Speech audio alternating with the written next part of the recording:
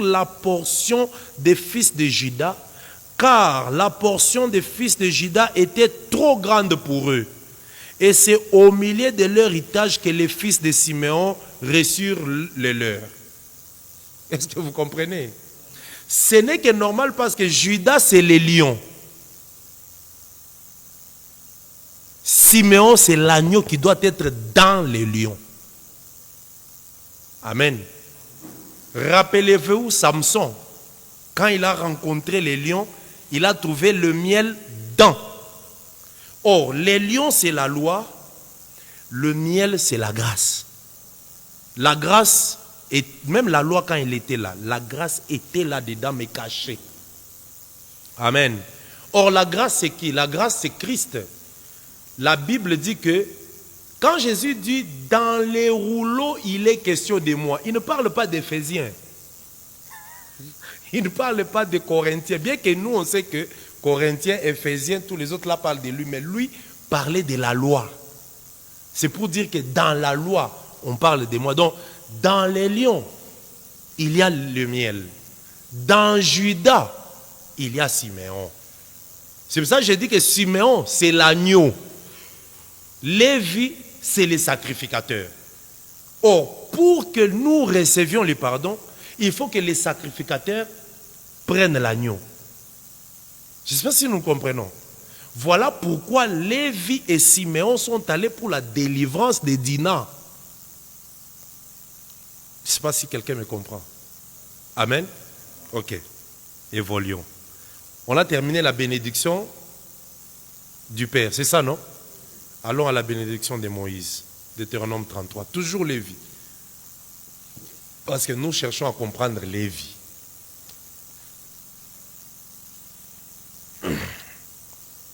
Amen.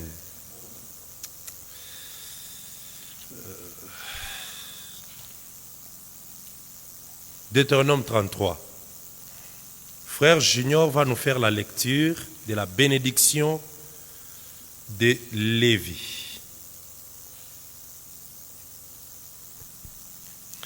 La bénédiction de Lévi, c'est à partir du verset 8.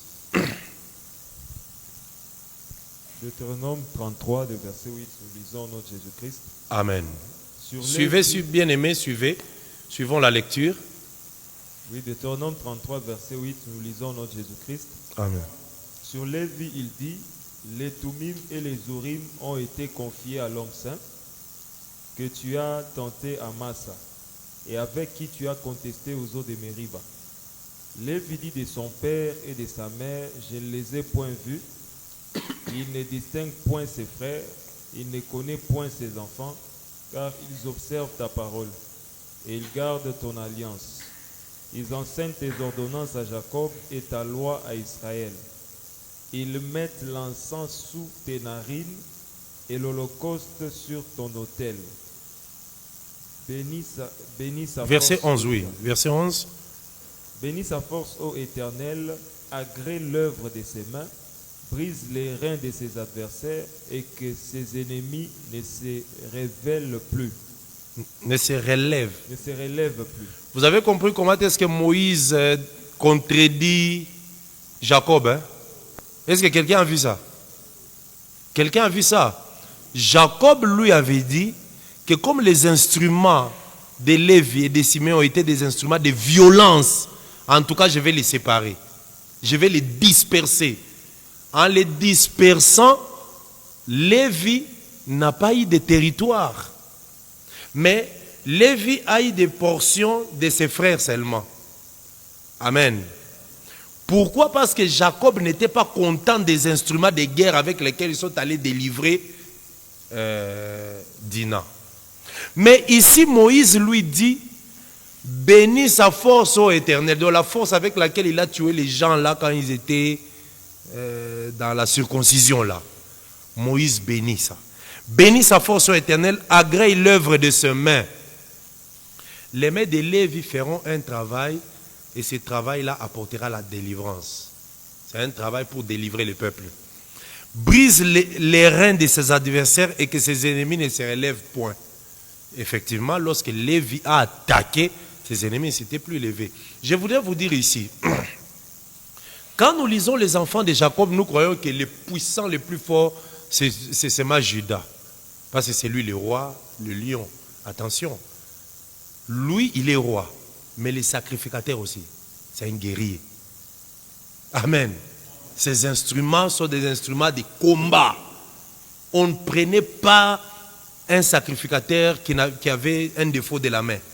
Comment il va tenir les taureaux pour tuer les taureaux? Parce que quand nous allons commencer dans le chapitre 1, peut-être à partir du mercredi prochain, dès que nous touchons ce chapitre 1, vous allez voir, lorsque quelqu'un offrira un animal d'un menu bétail ou du gros bétail, il doit aller avec chez les sacrificateurs. Il faut que les sacrificateurs soient forts. Voilà pourquoi Moïse dit bénis l'œuvre de ses mains. Qu'il soit fort et que ses adversaires ne se relèvent plus. Amen. Commençons un peu. Sur Lévi, il dit les Toumim et les Urim ont été confiés à l'homme saint que tu as tenté à Massa et avec qui tu as contesté aux eaux de Mériba. Ici, je voulais vous prouver que l'homme saint dont on parle ici, c'est Dieu, mais c'est Moïse. Amen. Donc, le Toumim et les Urim, on doit en parler. On ne saura pas aller chez Lévi si on n'a pas parlé de ces deux choses. Les Toumim et les Urim ont été confiés à l'homme saint. Les Toumim et les Urim, c'était deux pierres qui étaient placées derrière l'éphod. Vous connaissez, hein?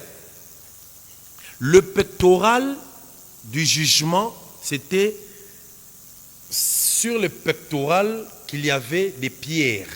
Si vous lisez Exode 28, combien de pierres? Combien de pierres? 12 pierres. Les 12 pierres représentaient les 12 tribus d'Israël. C'était sur la poitrine du souverain sacrificateur. Amen. Mais sur l'épaule du souverain sacrificateur, il y avait aussi deux pierres, le pierre d'onyx. Or, onyx, c'est la pierre de Joseph. Amen. Pourquoi? Parce que le père avait déjà dit que Joseph, lui, portera la charge de ses frères. Il sera le berger quand vous lisez Genèse 49. C'est pour cela que dans les 12 pierres qui se trouvaient sur la poitrine, la pierre d'onyx qui représentait Joseph, parce qu'après onyx, Joseph, il y a jaspe qui est Benjamin. Je pense que nous comprenons ça. Amen. Et on prend encore les deux pierres, donc onyx là, qu'on met sur les épaules. Donc Joseph avait, tout ça c'est quoi? C'est dans la prophétie du Père. Quand vous suivez la bénédiction de Joseph, Joseph sera les bergers de ses frères. Vous comprenez? Or, les bergers fait quoi? Ils portent la charge. Voilà pourquoi Joseph, il est sur leur poitrine, mais Joseph est aussi sur les épaules. Au même moment, poitrine et épaules. Maintenant, il y avait aussi deux autres pierres derrière qu'on appelait l'Urim et le Toumim. Et ces deux pierres, si vous lisez l'Urim et le Toumim dans les Écritures, on n'en a pas trop parlé. C'est dans l'aspect connaissance qu'on a découvert aussi ces choses. Donc, les deux pierres, c'était des pierres qu'on utilisait pour les jugements. Consulter l'Éternel. Quand on vient consulter l'Éternel, le sacrificateur devait vérifier l'Urim et le Toumim. Si ça s'allume, on donne la réponse favorable à la personne qui est venue consulter. Si ça ne s'allume pas, non. Je donne un exemple. Lorsque David, par exemple, veut aller attaquer, vous lisez dans les Écritures, souvent on dit, il alla consulter l'Éternel. Il allait consulter où? Il allait vers les sacrificateurs. Il va vers les sacrificateurs, il dit, bon, je voudrais attaquer telle ville. Est-ce que je peux y aller?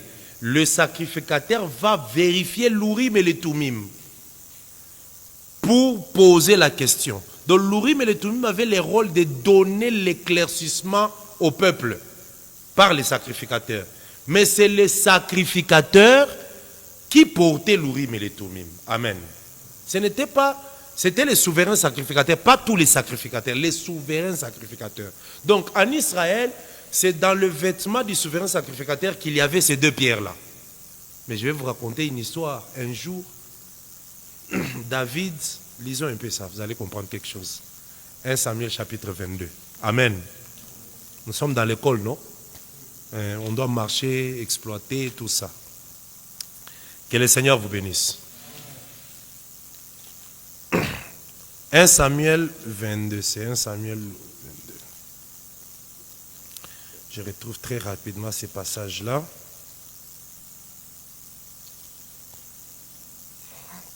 Oui, 1 Samuel 22. Qui va nous lire? Le frère Apollos ou bien toujours le frère Julien? Frère Apollos va nous faire la lecture. J'ai fait ça pour que tous ensemble nous travaillons. Amen. Ok. 1 Samuel 22, tu peux commencer la lecture au verset... Attendez. Verset 18. 1 Samuel 22, verset 18. Alors le roi dit à Doeg, tourne-toi et frappe les sacrificateurs. Augmente un peu le volume. Oui. Alors le roi dit à Doeg, tourne-toi et frappe les sacrificateurs. Et Doeg, l'Édomite, se tourna, et ce fut lui qui frappa les sacrificateurs. Il fit mourir ce jour 85 hommes portant l'éphod de lin. Saül frappa encore du tranchant de l'épée Nob, ville sacerdotale. Hommes et femmes, enfants et nourrissons, bœufs, ânes et brebis tombèrent sous le tranchant de l'épée. Un fils d'Achiménec, fils d'Achitoub, échappa. Son nom était Abiatar, il s'enfuit auprès de David. Et il lui rapporta que Saül avait tué les sacrificateurs de l'Éternel. David dit à Abiatar, j'ai bien pensé ce jour même que Doeg, l'Édomite, se trouvant là, ne manquerait pas d'informer Saül. Ok, on peut d'abord s'arrêter là-bas. Vous voyez ici, Saül, toujours dans la recherche de détruire David, il est allé frapper la ville sacerdotale Nob, où il y avait des sacrificateurs. On dit qu'il a tué combien? 85 sacrificateurs. Il les a tous tués. Maintenant, Abiatar, lui, a fui. Mais en fouillant, il a fui avec les fautes. Donc, le vêtement du souverain sacrificateur, il est parti. Donc, ça veut dire qu'il est parti avec les Toumim et l'Urim. Amen. Maintenant, quand les problèmes se sont compliqués, Saoul commence à chercher à consulter l'Éternel. Il va le consulter comment? Vous connaissez l'histoire de la femme, Samuel 28. Vous connaissez? Qu'est-ce que la Bible avait dit? Regardez ce que la Bible dit. 28. 1 Samuel 28.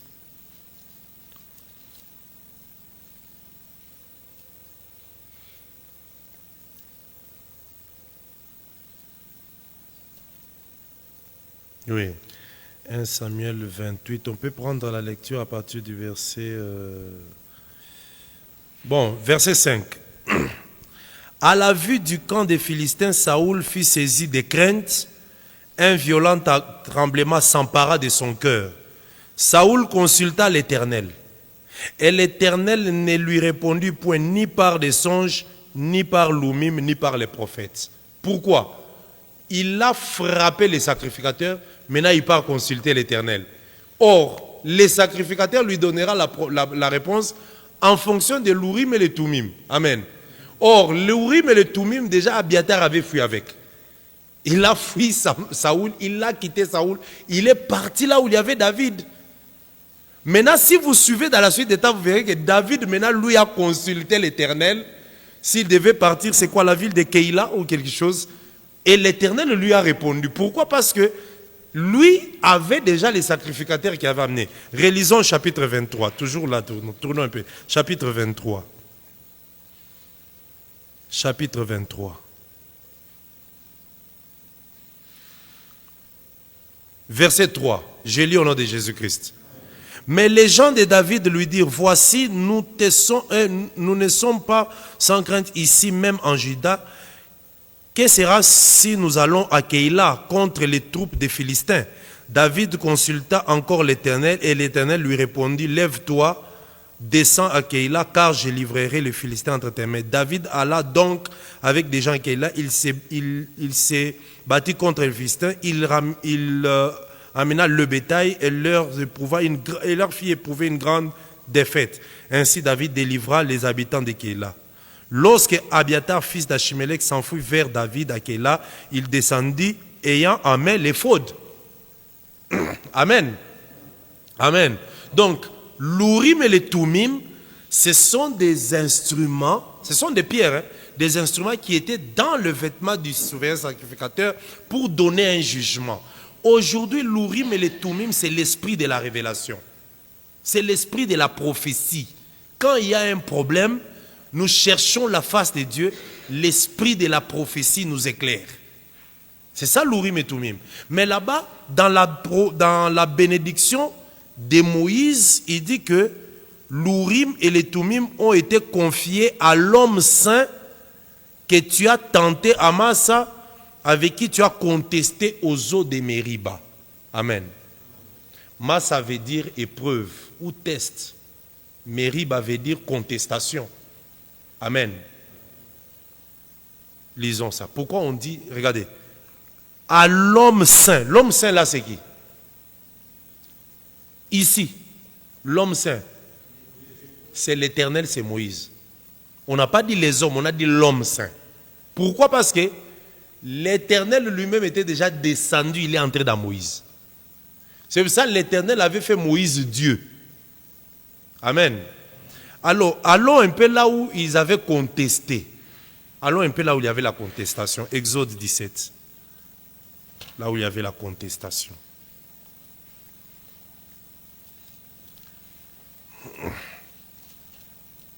Je ne voudrais pas que vous soyez pressés. Qu'on commence à Lévitique, qu'on commence à exploiter. Tout ça, ça va arriver. Il n'y a pas de problème. Amen. À partir de ça, vous allez comprendre tout ce qu'on faisait dans les sacrifices. Hein.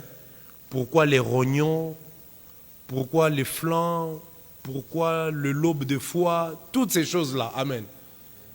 Que les gens ont l'habitude de lire, ils sautent, ils regardent, on prend l'animal, le lobe de foie, rognon, et tout ça, la graisse, ouais, tout ça, on passe. C'était des prophéties. Amen. Exode 17. Nous lisons, verset 1er. Ici, les enfants d'Israël venaient à peine de sortir de l'Égypte. Ils étaient dans la marche. Ils ne sont même pas encore arrivés à la montagne de Sinaï. Parce qu'ils sont arrivés à la montagne de Sinaï dans Exode 19, 3 mois après. Verset 1er. Toute l'assemblée des enfants d'Israël partit du désert de Sin selon les marches que l'Éternel leur avait ordonnées. Et ils campèrent à Riphidim. Et Riphidim, c'est 40e campement. Riphidim, c'est 40e campement. C'est le 10e campement. Parce que Riphidim, c'est le campement juste avant Sinaï. Sinaï, c'est le 11e campement. Vous connaissez ça, non? Amen. Oui, Sinaï, c'est le 11e campement. Parce que c'est au 11e campement qu'ils ont recommencé la marche. Amen.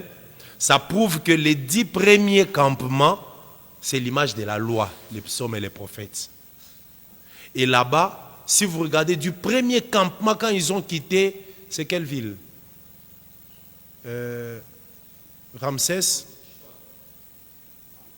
ou Sukkot? Quelle est la première ville qu'ils ont quitté? Ils étaient à Goshen, ils ont quitté, c'est quoi? Sukkot? C'est Sukkot qui doit être le premier campement. Le premier point de... Bon, regardez ça même dans Deutéronome 33, parce que c'est Deutéronome? Non, Nombre 33, où on parle des campements. Vérifions bien.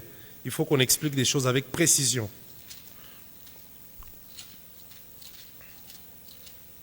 Voilà. Ils sont partis de Ramsès. On ne va pas compter Ramsès comme les campements. Non. Ils sont partis de Ramsès.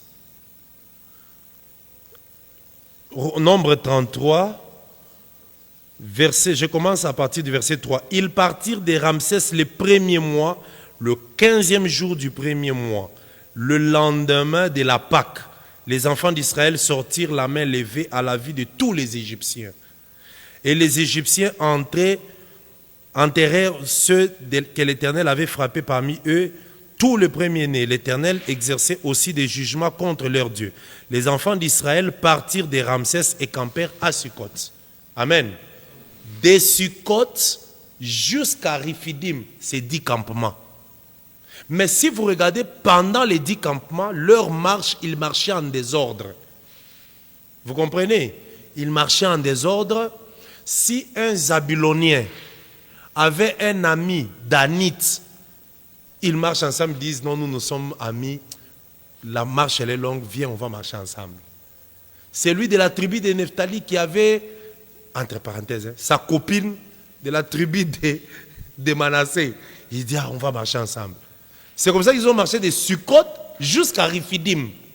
Mais quand ils sont arrivés à la montagne, 11e campement, Sinaï, Dieu leur a expliqué comment ils vont commencer à marcher, comment ils vont se mettre par groupe, comment ils doivent respecter les bannières. Les choses ont changé. Les jours où ils ont commencé la marche, à partir de quoi les tribus marchaient entre elles. Jamais. Donc tu es de la tribu de Juda, soit dans la tribu qui est à la tête. Tu es la tribu de Dan, dans votre tribu, et là au fond, ils respectaient ça. C'est pour montrer que les 10 campements, c'est la loi. Mais à partir du 11e, c'est quand l'Esprit a donné l'orientation des choses. Le 11e campement, c'est la marche de l'Église. Amen. Voilà. Alors, ici, à Riphidim, ils sont arrivés, Exode 17, Riphidim qui était le 10e campement. Nous lisons alors. Toute l'assemblée des enfants d'Israël partit des déserts de Sin, selon les marches que l'Éternel leur avait ordonnées, ils campèrent à Riphidim, où le peuple ne trouva point de l'eau. C'est ici que les problèmes commencent. Amen. Amen. Alors le peuple chercha querelle à Moïse. Vous voyez, suivez très bien. Si vous ne comprenez pas ici, vous n'allez pas comprendre Deutéronome 33. Le peuple chercha querelle à Moïse. Ils dirent, donnez-nous. À Moïse, donnez-nous. Toi, Moïse, est ton Dieu. Amen. Amen. Donnez-nous de l'eau à boire. Maintenant, écoutez. Moïse leur répondit, pourquoi me cherchez-vous querelle et pourquoi tentez-vous l'Éternel? Amen. Amen. Est-ce que quelqu'un comprend? Bougeons un peu. Amen. Je reprends.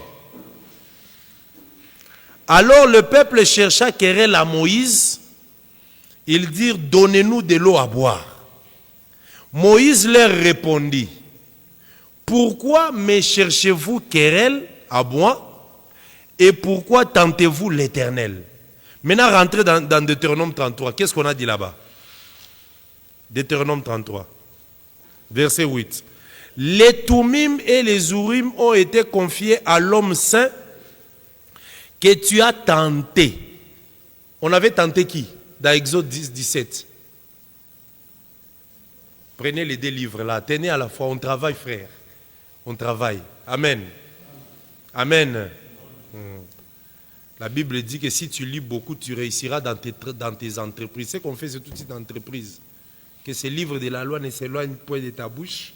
Médite-les et tu réussiras dans tes entreprises. Amen. Quand les modérateurs dirigent l'équipe, ils vont dire soit les entreprises, là c'est les boulots là où tu pars. Non, ça c'est toute une entreprise. Mais pour réussir ici, il faut que les livres de la loi, tu les médites toujours.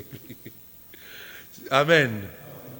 Parce que expliquer l'Urim et le Tumim ici, et l'homme saint, c'est toute une entreprise. Amen. Alors, tenons les 2 passages là, Deutéronome 33 et puis Exode 17. Tenons les 2 passages. Les Toumim et les Urim ont été confiés à l'homme saint que tu as tenté à Massa. Allons dans Exode 17, allons voir qui a été tenté. Verset de qui a été tenté? Voilà. Vous voyez? On rentre dans Deutéronome 33. Et avec qui tu as contesté aux eaux de Mériba. Rentrons dans Exode, qui a été contesté. On a contesté avec qui? Moïse leur dit, pourquoi me cherchez-vous querelle? Maintenant, là-bas, on nous dit que l'Urim et le Tumim ont été confiés à l'homme saint. Maintenant, l'homme saint là, c'est qui? On explique l'homme saint là, c'est celui que tu as tenté et que celui avec qui tu as contesté. Donc, l'homme saint qui est un là, c'est l'Éternel et Moïse. Vous comprenez? Ici, je suis en train de vous expliquer que Lévi, c'est l'Éternel. C'est ça mon souci. Que vous comprenez que quand on dit l'homme saint là, c'est l'Éternel et Moïse. Pourquoi? Parce que quand l'Éternel avait vu la souffrance et qu'il a entendu les cris, il est descendu. Dès qu'il est descendu dans le buisson ardent, il a confié, il a donné la commission à Moïse. C'est Dieu qui est entré à Moïse et il est parti. Amen. C'est pour cela, aujourd'hui, dans la doctrine, vous devez comprendre que le ministre qui joue le rôle de Lévi, c'est l'Éternel. Amen. Trouvons ça dans Lévitique 21. Prenons Lévitique 21. On va rentrer dans Deutéronome 33. Bien aimé, si on ne comprend pas ça, ça sera difficile d'aller comprendre même les actions, les offrandes d'action de grâce, les offrandes d'expiation et tout ça. Sera difficile.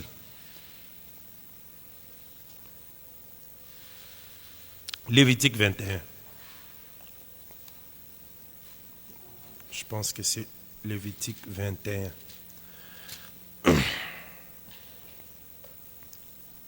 Amen. On va prendre juste la portion, on parle des sacrificateurs. Verset 1er. Lévitique 21, verset 1er. L'Éternel dit à Moïse, parle aux enfants, aux sacrificateurs, fils d'Aaron. Tu leur diras, un sacrificateur ne se rendra point impur parmi son peuple pour un mort, excepté pour ses plus proches parents, pour sa mère, pour son père, pour son fils, pour son frère, et aussi, ici on précise bien, et aussi pour sa sœur qui est encore vierge. Donc, si sa sœur n'est plus vierge, même si elle meurt, le sacrificateur n'ira plus là-bas. D'abord, comment est-ce que le sacrificateur ira là-bas? Parce que sa sœur là qui n'est plus vierge, on doit la lapider. Elle ne peut même pas exister. Amen. Voilà.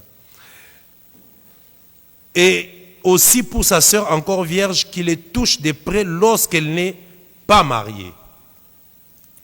Chef parmi son peuple, il ne se rendra point impur en se profanant. Ici, on explique le sacrificateur, ce qu'il doit être.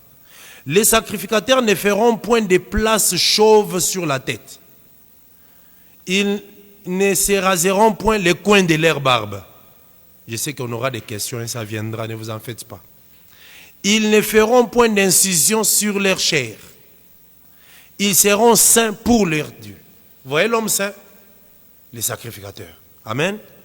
Ils seront saints pour leur Dieu et ils ne profaneront point le nom de leur Dieu, car ils offrent à l'Éternel le sacrifice consumé par le feu, l'aliment de leur Dieu. Ils seront saints. Je dis, l'aliment de Dieu. Quand les sacrificateurs offrent l'aliment là, on dit que c'est l'aliment de Dieu. Dieu mange ça comment? Amen. Comment est-ce que Dieu mange? Par la fumée. Donc Dieu mange par le nez. Quand il sent la bonne odeur, il est content. Amen. Et ce qu'ils offrent là, c'est l'aliment de Dieu. Et on appelle ça quoi? Sacrifice. Je vais vous scandaliser. Alors, si le sacrifice, c'est l'aliment de Dieu, quel est le meilleur sacrifice par excellence? Donc Dieu a mangé Jésus. Amen. Amen. Je sais que les gens qui vont nous suivre en ligne, ça va les déranger. Mais nous ne sommes que dans les Écritures. Amen. Oui. Là, nous ne parlons pas des choses physiques, c'est dans les spirituels. Parce que Dieu agrée l'offrande. Or, l'offrande par excellence, c'est Jésus. C'est Dieu qui a mangé Jésus. Amen. Voilà. Donc ça veut dire il a agréé Jésus comme l'offrande d'une bonne odeur. Si on ne vous explique pas ça comme ça, quand on va entrer dans Lévitique, parce que dans Lévitique, partout vous allez voir, c'est l'offrande d'une bonne odeur agréable à l'Éternel. C'est l'offrande d'une bonne odeur agréable à l'Éternel. Bon, si c'est l'offrande d'une bonne odeur, maintenant prenons, quittons dans la loi, venons dans la réalité. Dieu lui-même, il est là. Jésus-Christ lui-même est le sacrificateur et Jésus, il est le sacrifice. C'est normal que Dieu agrée l'odeur Jésus. Amen. Amen. C'est pour cela, l'apôtre Paul dit dans Corinthiens que ça, ce n'est qu'un langage qu'on peut utiliser parmi les sauvés. Parmi les sauvés. Amen. Même toi qui me suis en ligne, si tu es sauvé, c'est un langage que tu dois comprendre. Que, Amen. Que Jésus, c'est le sacrifice. Jésus lui-même, il est sacrificateur. Son sacrifice-là doit aller dans le narine de Dieu. Et Dieu mange par les narines. Amen. Et la Bible nous dit que la foi vient de ce que nous entendons. Vous voyez? Donc nous recevons par les oreilles. Nous recevons la foi par les oreilles. Mais Dieu reçoit l'offrande par le nez. C'est très important. Sinon, on aura des problèmes pour comprendre Lévitique. Amen. Voilà. Rentrons. Le Tumim et les Urim ont été confiés à l'homme saint. On vient d'étudier l'homme saint. L'homme saint, c'est qui? Quand on te demande l'homme saint, c'est qui? L'homme saint, c'est celui qu'on a tenté à Massa. Et avec qui on a contesté à Mériba. Quand nous sommes rentrés, là on a tenté, là on a contesté, on a trouvé qu'ils sont à deux. L'homme saint là, ils sont à deux. On a tenté l'Éternel et on a contesté contre Moïse. Ou ils ont contesté avec Moïse. C'est ça l'homme saint. Donc, Lévi de Deutéronome 33, à qui on confie l'Urim et les Tumim, c'est l'Éternel dans l'homme. C'est ça lui le sacrificateur. C'est ça Lévi. Amen. Rentrons, terminons, parce que je crois que c'est par là qu'on va un peu terminer aujourd'hui. Rentrons toujours dans Deutéronome là-bas. Nous sommes dans Deutéronome 33. Donc le Tumim et l'Urim, vous avez compris que ce sont les deux pierres qui étaient dans le vêtement du souverain sacrificateur, mais qui donnaient la lumière. Urim veut dire lumière. Turim, perfection. Donc, lumière et perfection. Urim et Tumim veut dire lumière et perfection. Donc, ça te donne la lumière pour que les choses soient jugées parfaitement. Amen. Et quand tu es en train de... quand tu poses la question à Dieu, tu consultes l'Éternel dans quelque chose. C'est pour ça que nous devons aussi beaucoup prier. Qu'on arrive à un niveau où quand nous consultons Dieu, le Seigneur nous donne des réponses clairement. Parce que l'Urim et le Tumim aujourd'hui, ce n'est plus physiquement. Mais l'Urim et le Tumim aujourd'hui, c'est l'esprit de la prophétie qui nous éclaire quand on pose des questions. Amen. Ok. Verset 9. Lévi dit de son père et de sa mère, je ne les ai point connus. Pourquoi? Les jours où on avait dit à Lévi, prends l'épée, va tuer ton frère. Il est parti sans réfléchir. Je ne connais point, ça veut dire sans complaisance. Un lévite, un ministre, un sacrificateur, il est sans complaisance. Lui, son problème, c'est la loi. Qu'est-ce que la loi dit? Si le père fait ce qui est contraire à la loi, il abandonne le père. Il ne les connaît pas. On dit qu'il dit de son père et de sa mère, je ne les ai point vus. Je ne les ai point vus. Pourquoi? Parce qu'on le prenait, lui, et on allait le mettre au sacerdoce pour le travail. Il ne distingue point ses frères. Amen. Donc ça veut dire que Lévi n'a pas de penchant. Tu acceptes la parole, ça va. Tu n'acceptes pas, c'est ton problème. Il n'a pas de penchant. Cette phrase ici, c'est ça ce que Paul dit. Si j'ai plaisé aux hommes, je ne suis plus serviteur de Christ. Donc ça veut dire que si je commence à plaire aux hommes, je ne suis plus lévite, je ne suis plus Lévi, je ne suis plus sacrificateur. Amen. Il ne distingue point ses frères, il ne connaît point ses enfants. Est-ce que vous savez que... Amen. Est-ce que vous savez que le premier qui frappait ou qui tuait et qui détruisait sa fille qui n'était pas vierge, c'était le sacrificateur lui-même. Sa fille n'est pas vierge, lui-même va prendre sa fille, il l'expose vers les anciens. On lapide. Amen. Donc il ne distingue point ses enfants. Il ne connaît même pas ses enfants. Tu acceptes la loi, ça va. Si tu n'acceptes pas, car ils observent la parole. Il là, c'est quoi? C'est le peuple d'Israël. Amen. Nous disons, qu'est-ce que je dis? Il là, c'est la famille des sacrificateurs, la tribu de Lévi. Ils observent ta loi, ils gardent ton alliance. Ils enseignent tes ordonnances à Jacob, la tribu de Lévi. Et puis la maison d'Aaron. C'est eux qui enseignaient. Dans la maison d'Aaron, ceux qui enseignaient, c'était les hommes et non des femmes. Amen. Voilà pourquoi Paul dit que la femme ne doit pas prêcher comme le dit la loi. Ils mettent l'encens sous tes narines, vous voyez. Le travail de Lévi, c'est de mettre l'encens sous les narines de Dieu. C'est ça même, mettre l'encens sous les narines, c'est offrir le parfum. Ces points ici nous parlent du lieu saint. Parce que dans les tabernacles, l'autel des parfums s'est trouvé dans le lieu saint.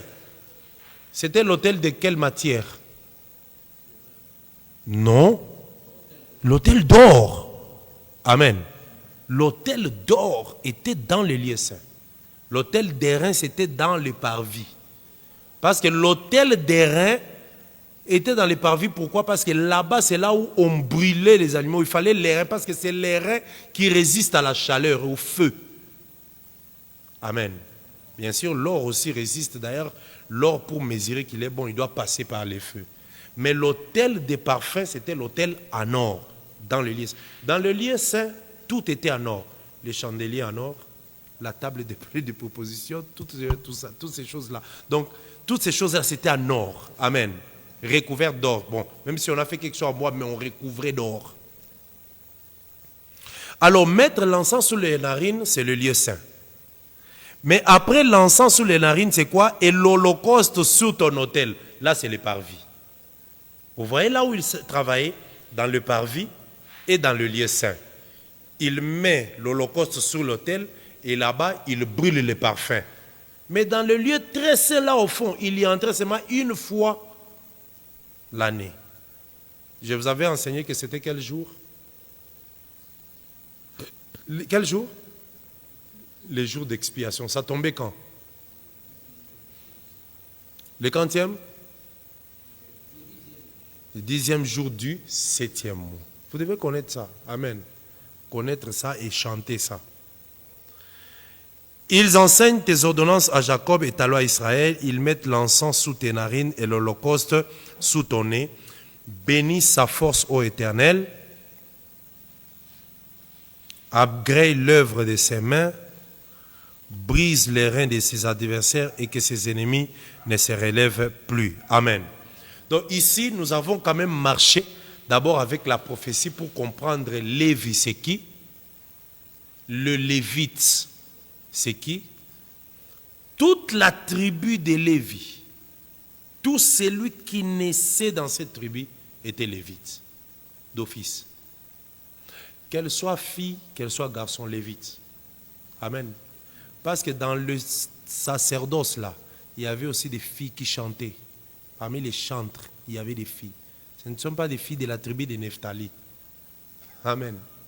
Ce n'étaient pas des filles de la tribu de Juda. Non. Ce sont des filles de la tribu de Lévi qui chantaient. Amen. Les secrétaires qui travaillaient dans les temples, les archivistes, lisaient seulement les chroniques, les rois. Les secrétaires, les archivistes, les portiers, toutes ces personnes-là, c'est la tribu de Lévi. Amen. Maintenant, si dans la tribu de Lévi, tu es de la maison d'Aaron, là maintenant, en plus d'être Lévi, tu es sacrificateur. Parce que les sacrificateurs devaient sortir de là. Amen. Mais les autres Lévites pouvaient faire d'autres fonctions. D'ailleurs, il y avait les Gershonites, les Mérarites et qui encore? Les Kéatites. Et chaque famille avait un travail qu'il faisait, spécial. Ceux qui portaient l'arche, ceux qui portaient les planches, toutes ces choses-là. Donc c'était une tribu bien organisée pour les services. Voilà pourquoi les sacerdoces. On n'entre pas dans les sacerdoces par plaisir. Non parce que je sais lire la parole, je sais lire la Bible, je peux déjà aussi devenir prédicateur, ministre. Non, non.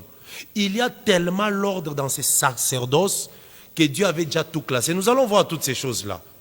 Nous allons commencer déjà à partir de Lévi, les nombres de ses fils, comment ils étaient répartis. On descendra dans la maison d'Aaron et voir aussi comment ils travaillaient pour les sacrifices. Donc, leur lieu de travail, c'était la tente d'assignation. Amen.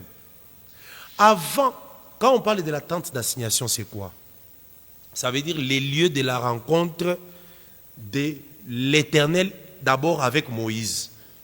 Bien que l'Éternel s'est rencontré avec Moïse pour le peuple. Maintenant, regardez pourquoi j'ai parlé de l'emplacement du livre de Lévitique. Lévitique est au milieu. Vous voyez les 5 livres de Moïse? Lévitique est au milieu. De ce côté, il y a Genèse et Exode. Le travail de Dieu. Amen. De l'autre côté, Nombre et Deutéronome, le problème du peuple. Et Lévitique, il est au milieu. Donc, Lévi était représentant de Dieu vers le peuple et représentant du peuple vers Dieu. Et ça dépendait de sa position. Quand il fait ça, il voit l'Éternel. Dieu créa, Dieu a fait ceci, Dieu a fait sortir, Dieu a conduit. Genèse, Exode. Il se retourne. Dès qu'il fait ça, Nombre Deutéronome, le peuple était tué, le peuple a fait ceci, le peuple a fait cela, le peuple a fait cela. Lui, il est au milieu. Quand il regarde ce que le peuple fait, il le prend, il le ramène vers Dieu. Seigneur, pardonne, fais ceci. Amen. Quand il regarde l'Éternel, il prend ce que l'Éternel, il rentre. Souvenez-vous que votre Dieu a dit ceci. Vous comprenez? C'est ça, Lévi. Amen.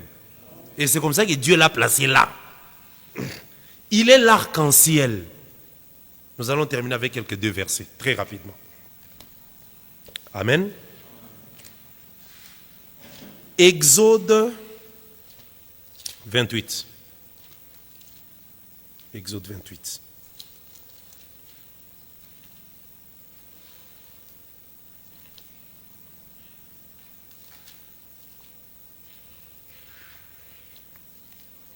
Exode 28.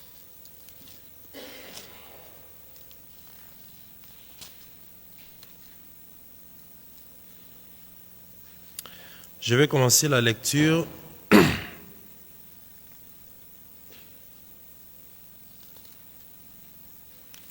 Je commence au verset 1er, Exode 28, verset 1er. Amen. Travaillons, travaillons, travaillons. Vous savez, quand Jésus était avec les apôtres, il a fait 3 ans seulement comme ça. La journée, il partait, il prêchait, tout ça, il travaille, il profite, il mange. La nuit, pas travailler. Amen. Parfois, le travail, la journée, il se met à l'écart avec eux. Soyez forts. La grande œuvre vous attend devant. Exode 28, verset 1er. Fais approcher Aaron, ton frère, et ses fils,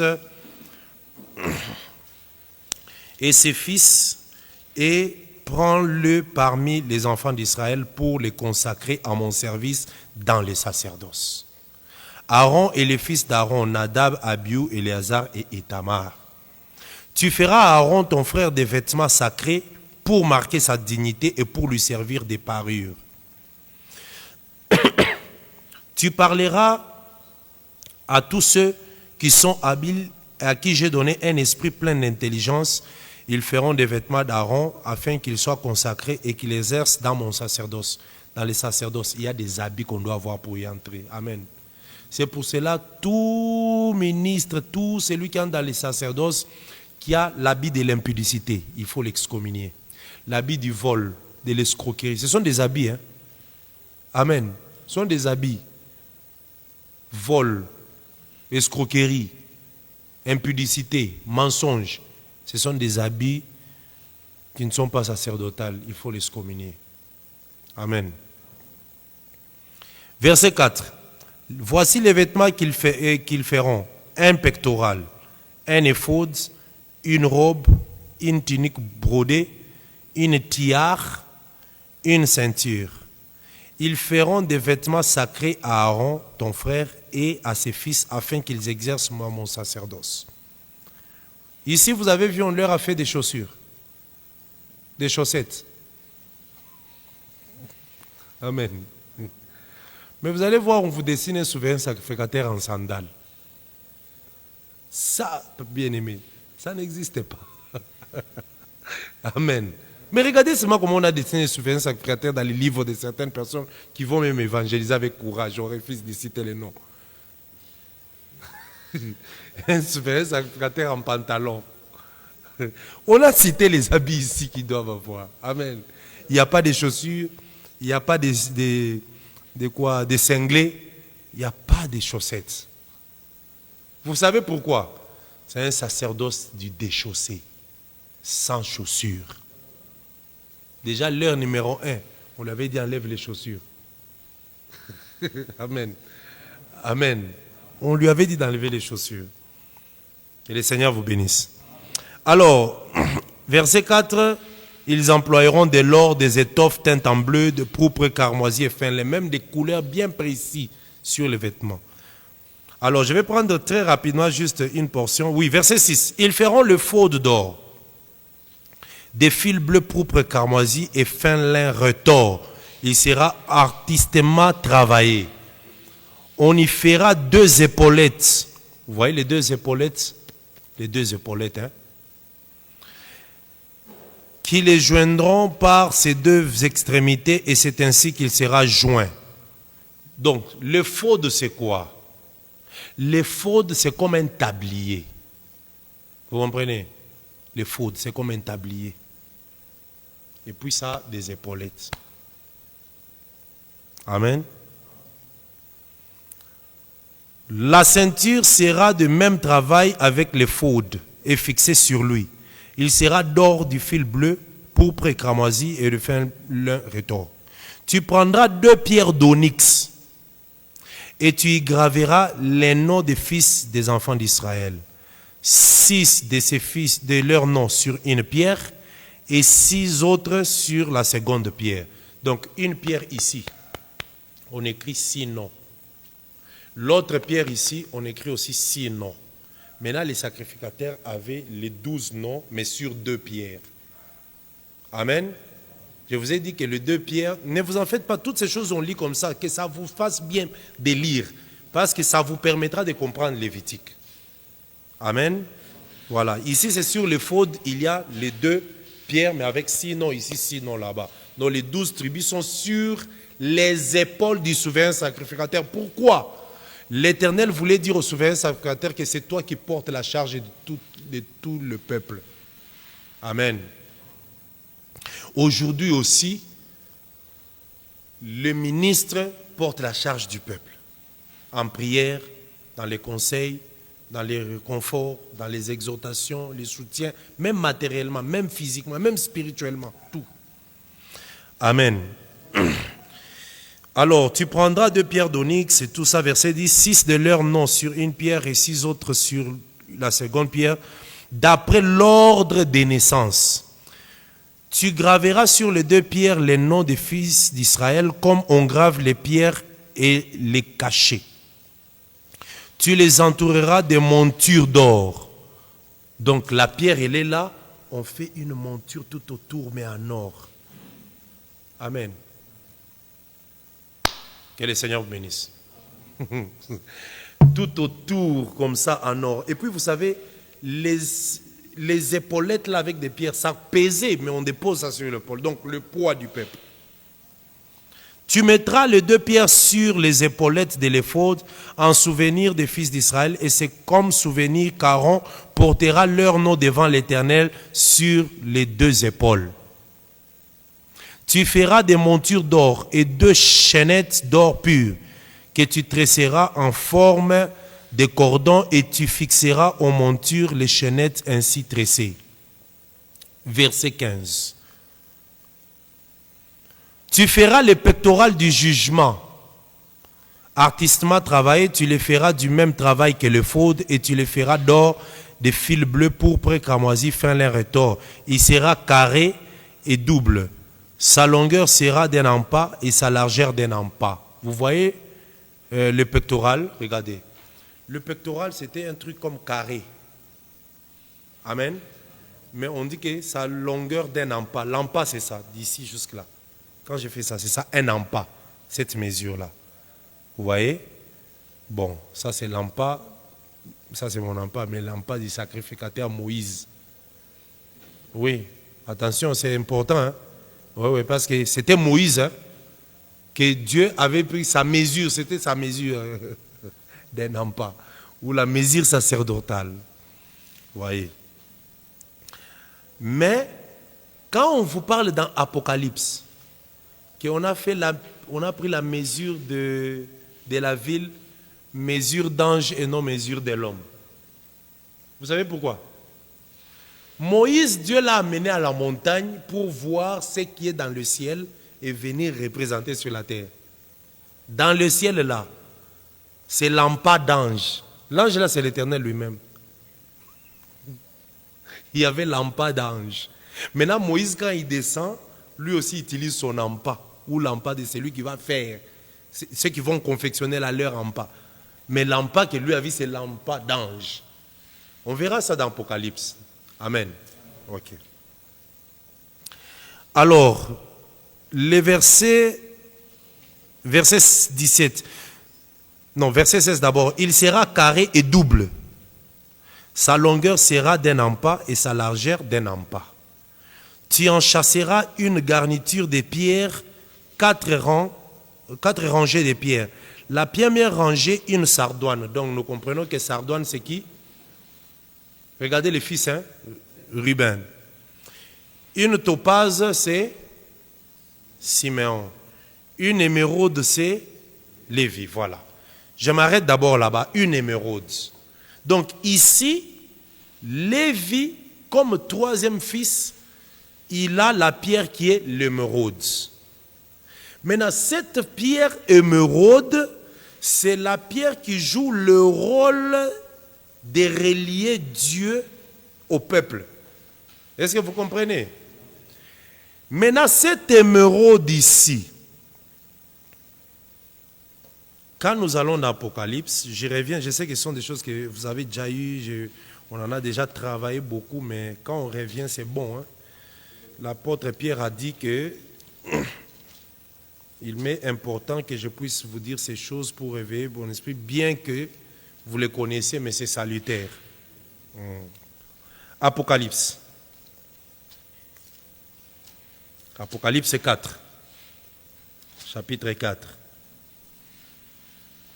Retenez que sardoine c'est Ruben, topaze c'est Siméon, Lévi c'est l'émeraude.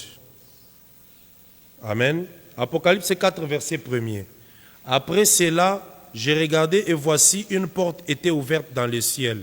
La première voix que j'avais entendue comme le son d'une trompette et qui me parlait dit: monte ici et je te ferai voir ce qui doit arriver dans la suite.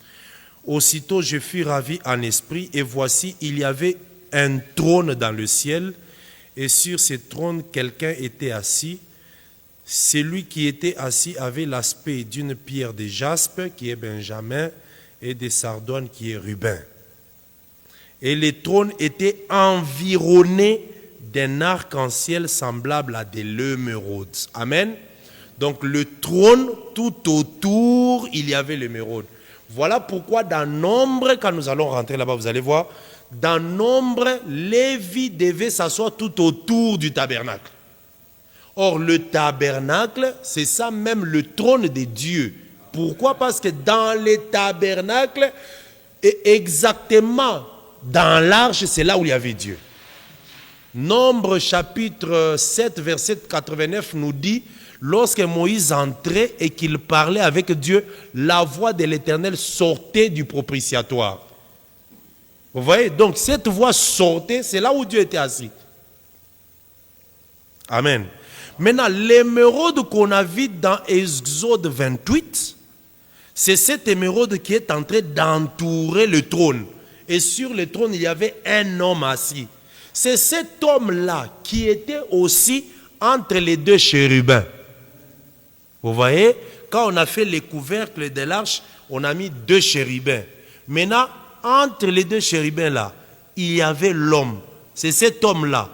Jean l'a vu sur le trône, mais ici, les prophètes l'ont vu entre les deux chérubins sur le couvercle du propitiatoire. Amen. Donc Dieu, l'éternel créateur du ciel et de la terre, il s'est réduit, il est venu s'asseoir sur le couvercle. C'est ça ce que la Bible appelle la simplicité de Christ. Donc lui, grand Dieu, mais il s'est réduit. Amen. Quelque part encore on dit que c'est l'Éternel que vous devrez craindre. Il sera pierre, une pierre. Vous comprenez? Il est le rocher, mais il deviendra une pierre d'achoppement. Donc il descendra, il quittera le rocher, il devient pierre. Mais quand il sera pierre là, il va amener l'achoppement. C'est comme ça que Siméon, quand Siméon l'a porté, vous voyez, avant qu'il n'entre dans le ventre de Marie, il était rocher. Amen. Il est devenu une pierre. Bon, une pierre ou un rocher de scandale. Enfin, rocher de scandale. Amen. Quand il devient rocher de scandale, il est devenu pierre. Amen. Voilà. Alors, ici, nous comprenons la position des Lévi, que c'était tout autour du trône. Et c'était tout autour du tabernacle. Amen. Voilà d'abord la pensée qu'on devait avoir aujourd'hui sur Lévi pour bien comprendre Lévitique. Amen. Frère Ginon, lis un peu Lévitique chapitre 1 jusqu'au verset 1 et puis nous allons nous arrêter par là.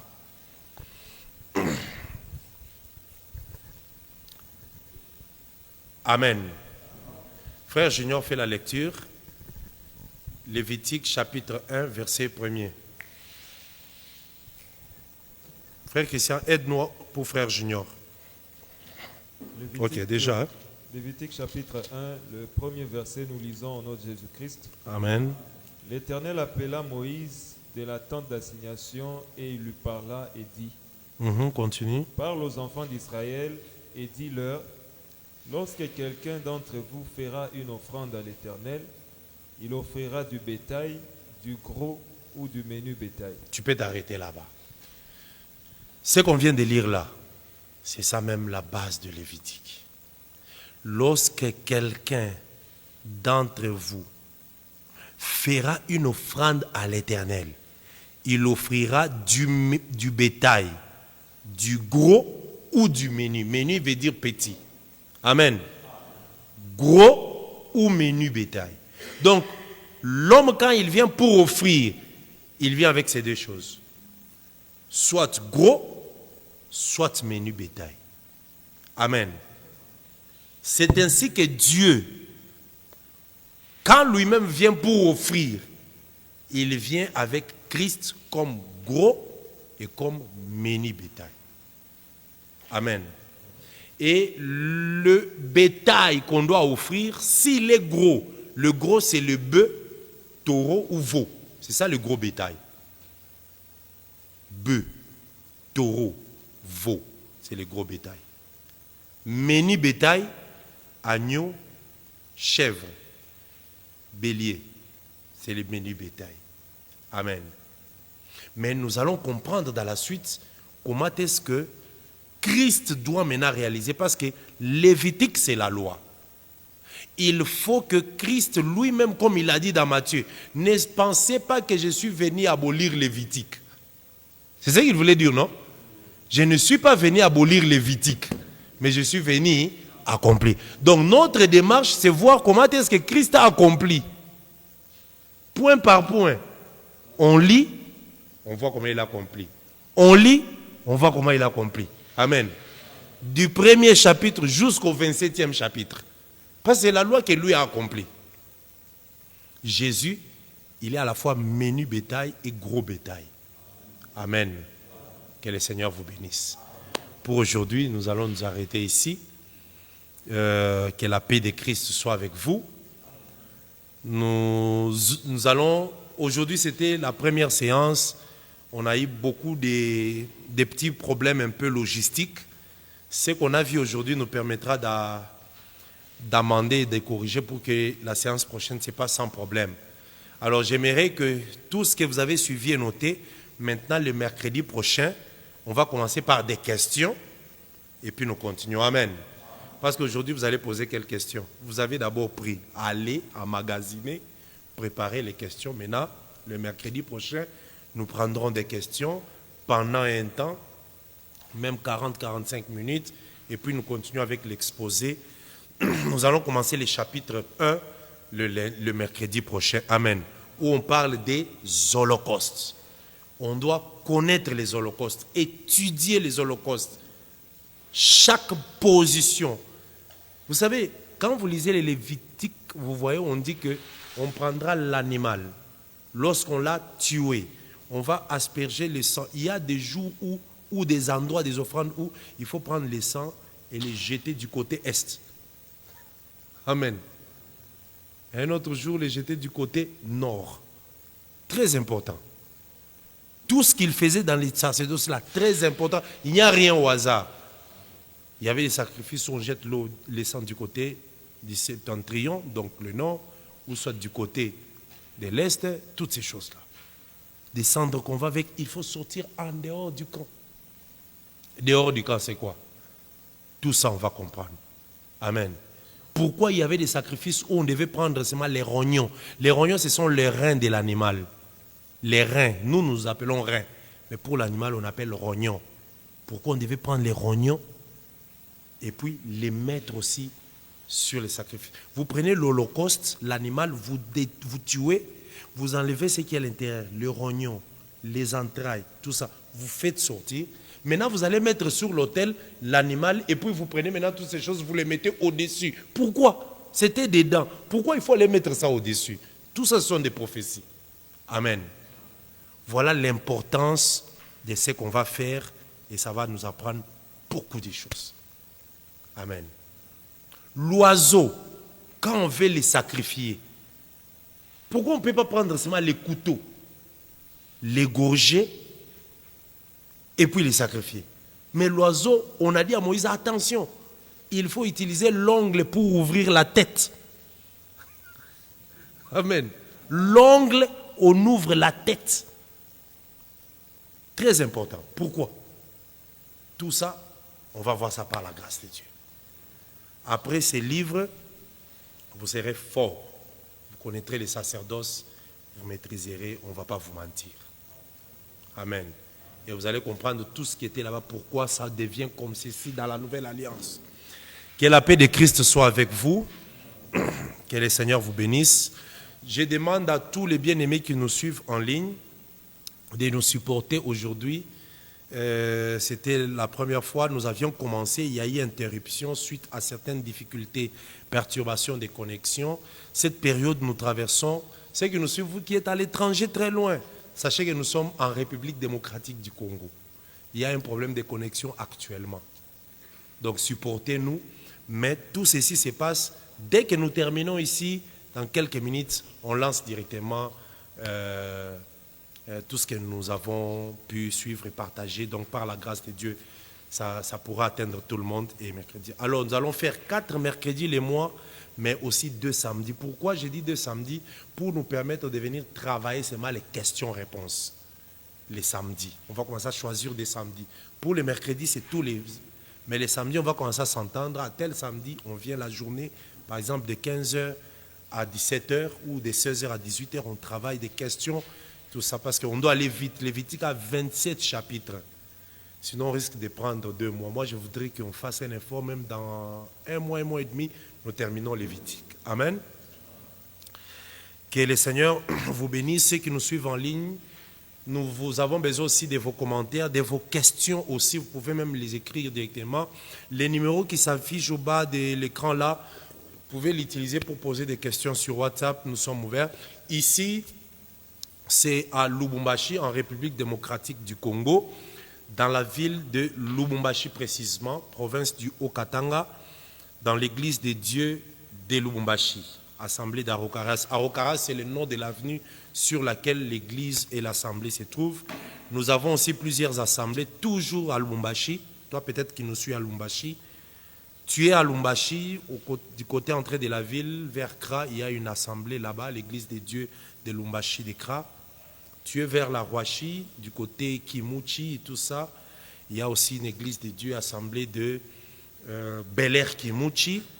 Et à la Rwashi aussi, l'église des dieux, assemblée de la Rwashi commune, parce que c'est une nouvelle adresse.